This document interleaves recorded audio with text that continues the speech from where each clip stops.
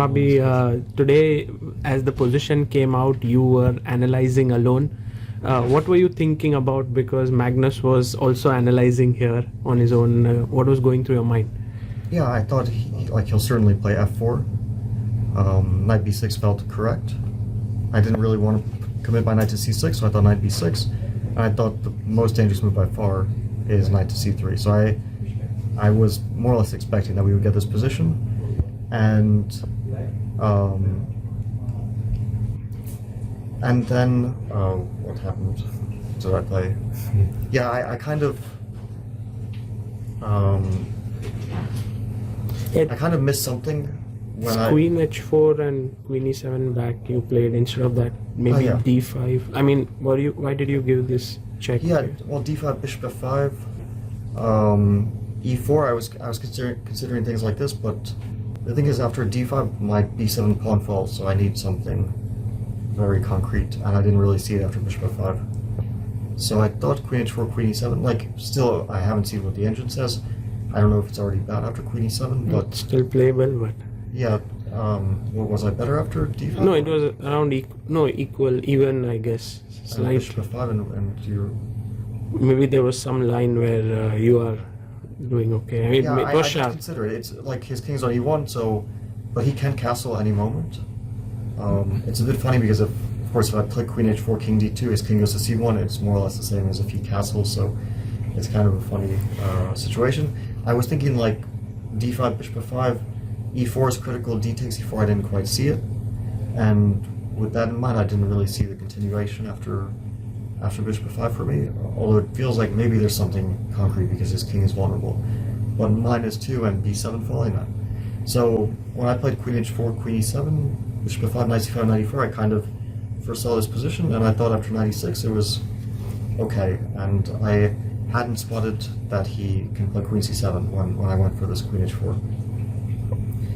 Rook takes b2 was just a blunder. If I don't do that, like the thing is, I can play d5. Yes. I don't know if it exactly forces queen h7, but I thought more or less he will play queen h7 after d5.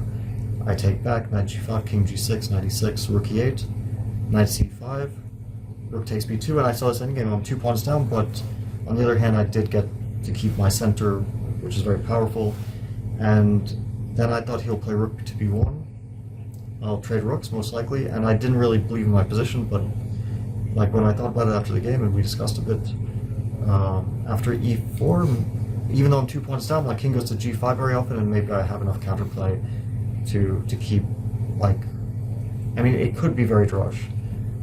Even if I'm on the worst side of it, pawns are simplified, and a lot of his pawns are weak, it could turn into a very drush position. So my rook takes b2 blunder was based on a very silly mistake. I mean, I definitely should have thought more, because it's such a forcing line. And more or less I saw the position after like what we had in the game: king e1, queen c1, king f2, queen e3, king g2, queen e2. And I saw that the g4 pawn is defended, but for some reason didn't consider the move rook f2 anyway, because like in my weird thinking, I thought that after king g1 I can't take on g4, but after rook f2 I can, which obviously makes no sense. So I was thinking like after queen takes e2, knight f2 or something, it's kind of worse for me, but probably I have enough counterplay. And then rook f2 I just resign because my queen's attacked and he starts to checkmate me basically. So yeah, after queen a2, after rook takes b2, rook b1, I don't see any chances anymore to survive. As I didn't see during the game, like even practical chances I think are out of the question. So maybe I'm wrong, maybe it was already bad, but like my feeling after the game is that was the last moment. And before that, of course, it was very complicated. Maybe some decisions could be questioned. Definitely, I'm sure that there were some better options maybe for both of us, although I think he was playing quite well. But I don't think there were any like huge mistakes or like terrible mistakes. It just felt like that one moment in the game. Right.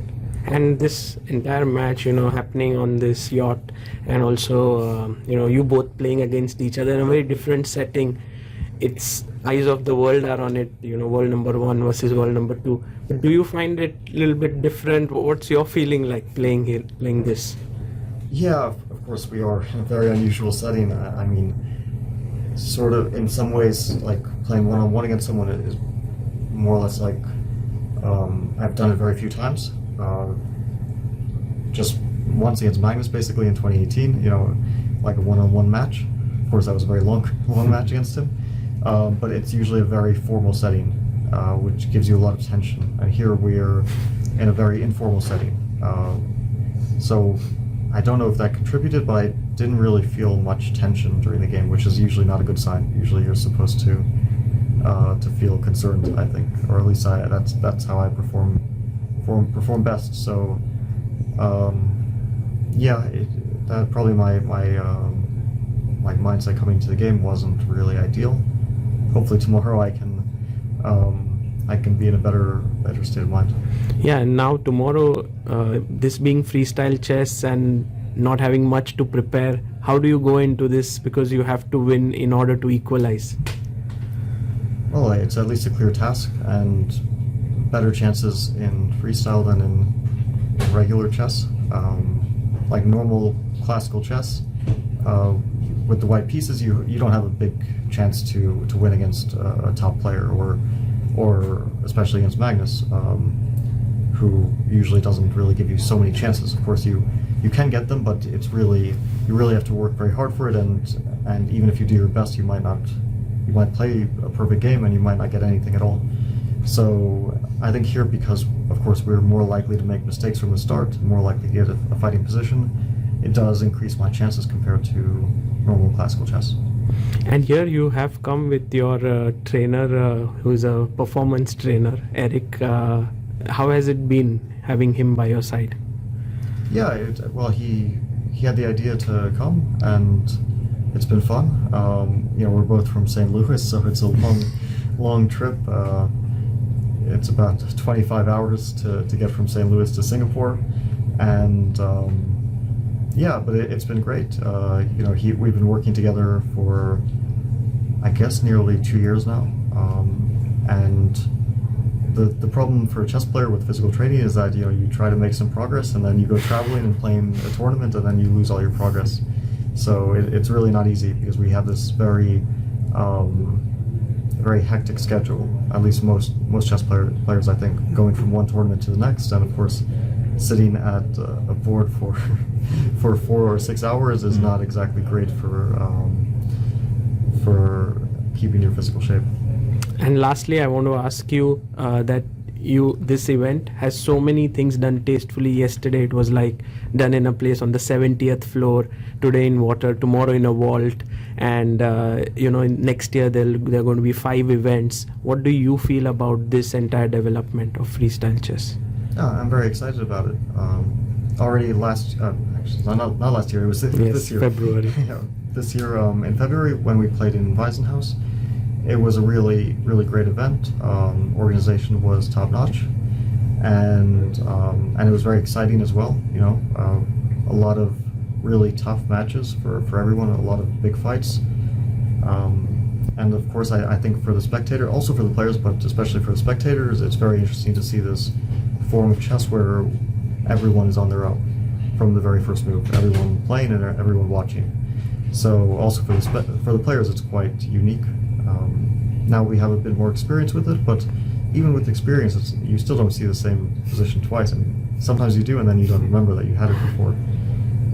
Like we had this funny situation in the 9LX tournament in St. Louis where we had the same final position as the year before, and I had no idea. I didn't realize it, but Gary came up to me after the game, after it was the last round of the tournament, after the tournament, and asked me, like, did you realize that it was the exact same position we had in round 9 last year? So even if you've seen the position before, you just don't remember, which is quite unique as well. But yeah, these tournaments are great. I'm very excited that it's continuing with 5 events this year.